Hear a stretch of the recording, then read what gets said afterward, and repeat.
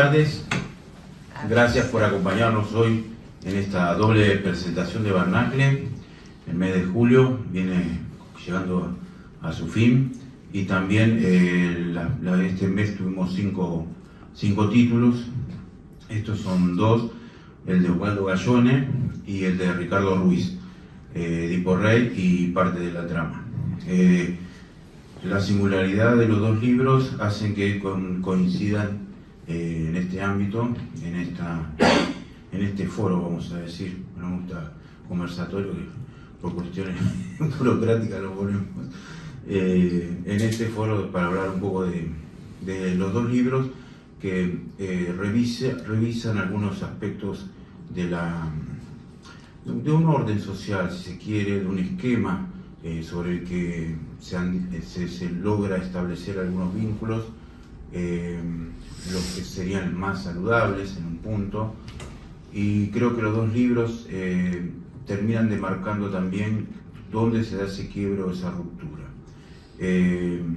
Vamos a también dar cuenta de los parroquiales, los agradecimientos puntuales al Centro Cultural de la Cooperación, Floreal Gorini, al Departamento de Literatura y Sociedad que coordina Susana Chela, hoy presente en la sala, y a este espacio que se llama Hablar de Literatura, que es un espacio que en el cual venimos participando hace más de una década, un espacio plural, federal y constante, y hoy nos posibilita, por ejemplo, hablar de poesía argentina contemporánea. Vamos entonces a buscarnos al libro de Osvaldo. Cuando Osvaldo mandó el libro junto a otros, este era de poemas y tenía una singularidad que era en verso medido y tomaba el clásico mito y libro que todos teníamos. Entonces yo digo, ¿hace cuánto que no se habrá hecho esto en castellano? Mucho tiempo. Y cuando terminé de leerlo, digo, bueno, no. Y Osvaldo me dice, bueno, pero elegiste el de poemas, sí, el de poemas. Digo, porque me resultaba absolutamente singular y creo que los que puedan acceder al libro se van a dar cuenta de que más allá del gesto, primer gesto de llevarlo, volcarlo a verso medido, la forma que lo ha hecho y lo ha logrado realmente es de destacar. Si ustedes me permiten, voy a leer 3 líneas o 4 líneas que me ha sugerido el libro luego de la lectura. Osvaldo Gallone ensaya en verso medido la famosa tragedia, la gracia y la ruina de aquel cuyo apodo era Rengo. Como bien se sabe, somos deudores helenos y el autor entrega mediante su labor una respuesta estética a nuestra época, que omite los nombres sagrados, que manifiesta gran apego a lo ilusorio y se refleja en las vidrieras de truchos centros comerciales en que se ha convertido el país. Recobrar aquellas historias que encierran en sus interrogantes todo cuanto nos falta. Se puede explorar a cualquier dios, pero lo que acontece no tiene nombre. Tal es lo que nos sugiere esta bella versión. Y en un plano más amplio podríamos decir que por ahí no creemos ya en Dios, pero sí lo extrañamos. Y entonces el texto de Osvaldo vuelve a ponernos otra vez ante esa instancia de lo errático del hombre y de la posibilidad también de tomar una decisión, un camino que a veces puede ser conducente o a veces desdichado. Adelante, Osvaldo. Bueno, en principio, gracias a todos por haber venido. Y por otro lado, un gusto y un honor compartir la presentación con Ricardo. Muchas gracias. En principio, la idea del libro fue poner Edipo cada uno de los episodios, sin que falte ninguno, en el decasílabo clásico del siglo de oro. Eso es la versión de Edipo, es nada más que eso. Yo debo decir que cuando Alberto lo eligió, lo primero que hice fue mandarle el PDF a un amigo, a un entrañable amigo que aparte es un excelente poeta, que es Alberto Bocco, que está acá, es el señor, que la semana pasada presentó un libro excelente de poesía también en Barnacle, que se llama El Ángel Contemporáneo. Realmente un libro como para ser leído varias veces. Yo lo que le quería preguntar a Alberto era la pertinencia de publicar o no Edipo Rey. Por suerte me dijo que sí, que le había gustado. Bueno, digo, vamos, lo publicó. Acá me quiero detener un segundo. La pertinencia de publicarlo, no la utilidad.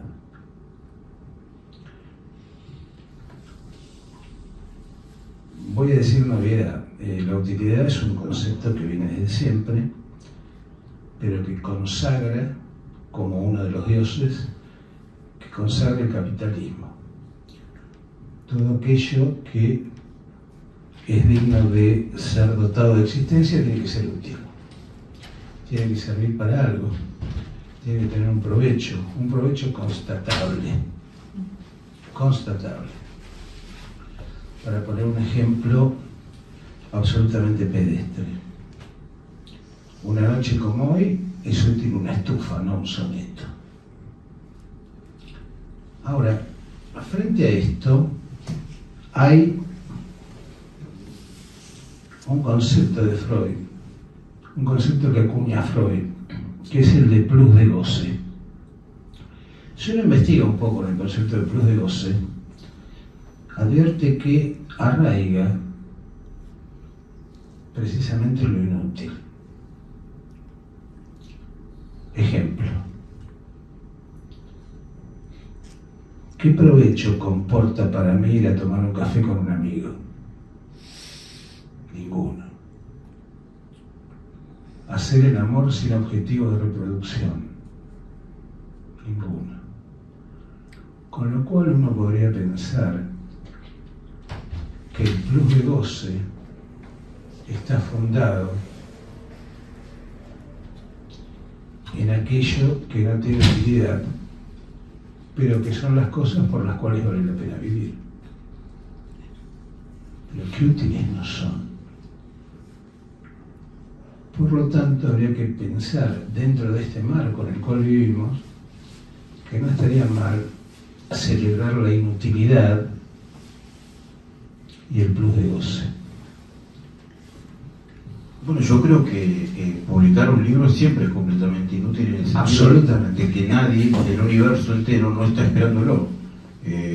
Nadie está esperando el libro de nadie, que es lo primero que debe entender el autor antes de dirigirse a un editor o incluso a un amigo con un material.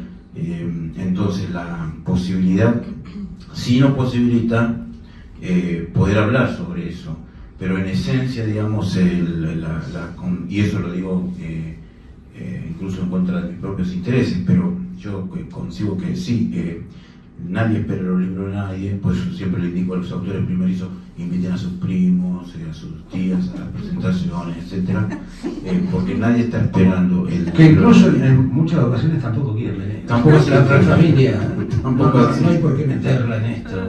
Tampoco me parece una injusticia. es lo más próximo igual.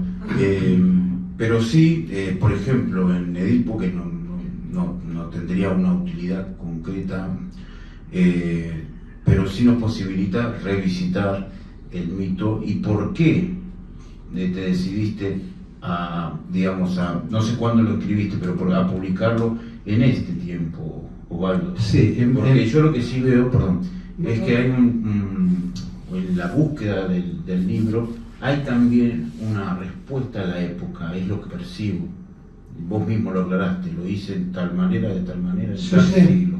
En principio yo decía lo de la inutilidad porque a mí me parece que de una vez y para siempre esta pregunta fastidiosa respecto a cualquier plano estético, por ejemplo, ¿para qué sirve la filosofía? La contesta Hegel de una vez y para siempre en la fenomenología del espíritu cuando dice para pensar cómo se vive. Para eso sirve, nada más que para eso. Digamos, todos sabemos qué es la vida. En general, sabemos cómo hay que hacer a partir de determinada edad para reproducirse, para vestirse, para tener un trabajo. Sabemos las leyes generales de la vida, digamos. Los padres mueren antes que los hijos. ¿Para qué sirve la filosofía? Para dotar a esto de cierta gravedad y para expulsar de nuestra vida todos los gestos automáticos y mecánicos. Para eso sirve. Para otra cosa no, pero más poco. no es poco, digamos, ¿no? Respecto a cuando lo hice, hace unos años, yo me acuerdo, más allá de la gente más cercana, cuando yo publiqué mi primera novela en la década del 80 tenía un epígrafe de Edipo Colono. O sea que a mí los clásicos griegos me acompañan desde hace muchas décadas. No es mala compañía, para nada, pero yo digo, más allá de la gente íntima, no es mala compañía que uno lo acompañe de Sófocles o Esquilo. Esto por un lado. Por el otro, hay una cuestión, a mí me parece, en la tragedia griega, fuertemente religiosa. De hecho, en principio es un ritual religioso. En principio de toda la tragedia griega es eso, ¿no? Ahora, en segundo lugar, voy a repetir algo que dije hace poco en una presentación. A mí siempre me parece que cuando se quiere expulsar, no quiero emplear la palabra religión, pues no estoy hablando de ninguna fe en ningún culto, ni mucho menos de las tres religiones monoteístas. Cuando se trata de expulsar a lo sagrado, siempre entra por algún lado. Por ejemplo, a mí siempre me extrañó mucho que las pastillas para ponerse bien, para soportar 7 horas de recital de música electrónica, se llamaran éxtasis. Es un término religioso. Que se impulsara la creación de un hombre nuevo, que es una acuñación de San Pablo. O sea, lo sagrado siempre entra por un lado. Cuando digo lo sagrado me refiero a la trascendencia. No ni al cristianismo, ni al islamismo, ni al judaísmo, a ninguna de las tres religiones, sino a un hecho de trascendencia que si el sujeto humano no lo tiene, la verdad que no tiene demasiado. Bueno, un poco ese orden de la trascendencia, también vos tomás un género que es la poesía, que es acaso lo más cercano. También estaba citando a Freud al comienzo, que decía, no importa lo que hagan los psicólogos, los poetas estuvieron antes. Sí. En ese sentido, el libro, vuelvo con esto porque a mí me parece central en esta época donde hay tanto desquicio en un punto, y el libro trabaja sobre el esquema de los límites. Por eso te digo, si hay también una preocupación social o política, en este caso, al querer presentarlo. Sí, absolutamente. Y aparte una cuestión de... Hay algo que siempre tuvieron los griegos. En principio, perdón, me retrotraigo un segundo a lo que vos dijiste. Yo en el año 77 y 78 publiqué 2 libros de poesía. La única justificación de esos libros es la extrema juventud del autor. No tiene ninguna otra, son espantosos. Y siempre me propuse y me prometí no publicar nunca más poesía. Acabo de romper una promesa, ya los dioses sabrán cómo castigarme, lamentablemente. Esto por una parte, ¿no? Por otro lado, sí, a mí me parece que la cosmovisión griega siempre tuvo como una premisa la razón. El noble pero árido ejercicio de pensar. Que no es una materia contagiosa en el país. No, hace años que en el país no se ejerce, por lo menos en determinado nivel. Quiero decir, no se ejerce el ejercicio de pensar. Cuando hablo de la razón de la cosmovisión griega, necesariamente y de manera complementaria, bueno, uno no puede dejar de pensar en la sin razón. Perdón, esto corre, lo que voy a decir, por cuenta absolutamente mía.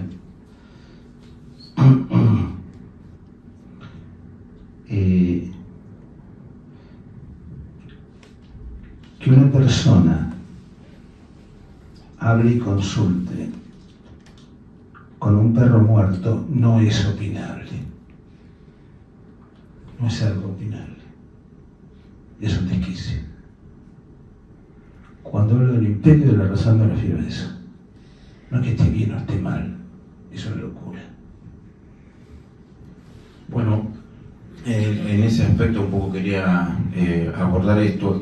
Hace pocos días escuché a Santiago Silvester decir algo súper interesante que viene a colación, es que cuando se trata de, o se intenta escribir poesía, hay que tener presente que ha existido Homero, decía él. Y un poco esa es la sensación en la forma de encarar los libros que vos tenés, en este caso en particular, con esta versión de Edipo, de concentrarte, y para no desmentirnos y ya generar una intriga mayor respecto del libro, si vos querés leernos el comienzo. Bueno, leo el comienzo. No quiero adelantarles el final, pero termina mal esto para Edipo. Las cosas no van bien, en absoluto. Pero, o van bien al comienzo. Van bien al comienzo, pero después se van. Bueno, después él tiene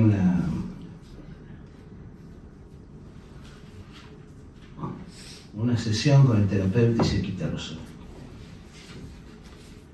Bueno, leo solamente el comienzo, ¿no? Empieza con la exhortación de Edipo al pueblo de Tebas cuando pregunta a él por qué están tan mal.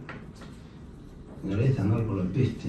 Había algo en toda la cosmovisión griega que supone que una falta no castigada suponía para todo el pueblo algún mal. En este caso, la peste, en realidad de lo que se trata es de un crimen no castigado, una falta de sangre que no ha sido lavada, ¿no? Que es la del Haya. Por lo tanto empieza Edipo hablando. Estáis aquí con la mirada hundida en postración y unánime desquicio, y la ciudad entera está invadida con el aroma de los sacrificios. Hijos de Cadmo, de inmortal linaje, ¿a qué se debe el llanto y la congoja? ¿Cuál es la injuria? ¿Cuál es el ultraje que en brazos del lamento los arroja? Edipo soy, la gloria es mi morada, y si la solución está en mis manos, cualquier dificultad está salvada. Bueno, listo, yo les agradezco la presencia y la atención. Muy amables, muy gentil. Bueno, con estos versos liminares del libro dan un poco la medida de cómo es el tono en el que Osvaldo ha querido llevar a verso este mito. Y también una vinculación con otros libros que siempre es interesante. Yo creo que el poeta es consciente de que cuando nunca supone que ha inventado algo, a lo sumo acaso lo esté recordando, y esa vinculación con los libros es lo que también resulta atractivo para cualquier otro libro, y como en el caso de Osvaldo. Así que bueno, agradezco la atención para esta primera parte de la presentación.